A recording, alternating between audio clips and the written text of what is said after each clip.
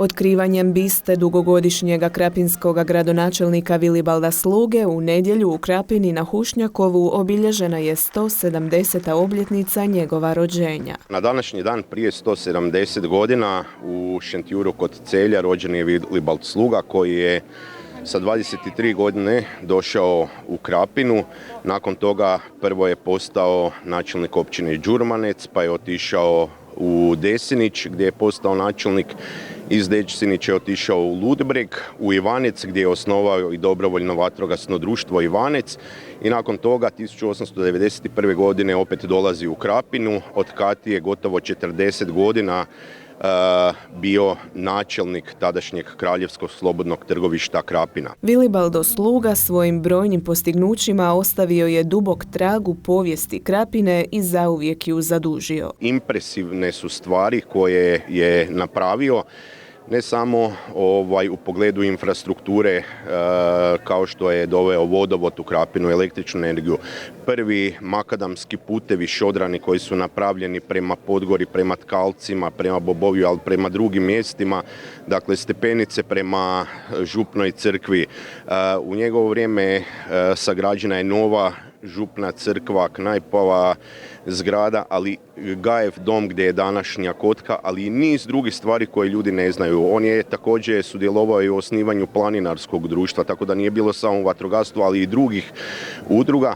I uistinu njegova ostavština je impresivna. Inače, sama činjenica što je ovaj krapinski gradonačelnik 4 desetljeća bio na čelu grada Krapine čini ga najdugovječnijim gradonačelnikom u tadašnjoj državi. Kad su se ovdje na Hušnjakovom iskopavalo šoder, dakle za uređenje tih makadamskih cesta, pronađene su neobične kosti, o čemu je on obavijestio tadašnju kraljevsku vladu i evo na taj poticaj kraljevska vlada je poslala Dragutina Gorjanovića Krambergera ovdje u Krapinu i Krapina je praktički nakon toga najpoznatije nalazište kostiju neandertalaca u svijetu. On je zajedno s Dragutinom Gorjanovićem Krambergerem 1904. godine ovdje u Krapini organizirao jedan međunarodni antropološki skup povodom kojeg su i došli zapravo znanstvenici iz čitavog svijeta, ne bi li se i sami uvjerili u to veliko otkriće koje se desilo ovdje na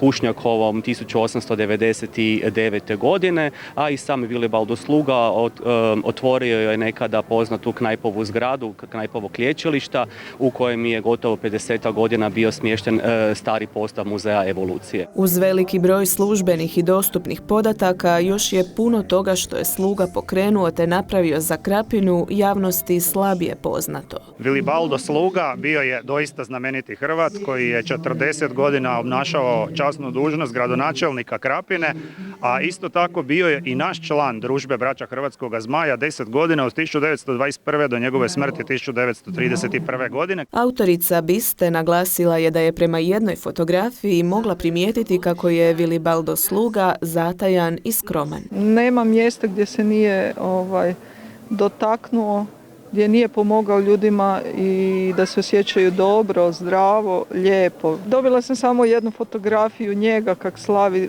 neku svoju godišnjicu vatrogasnog staža i djelovao mi je strašno skromno. Tako sam ga doživjela.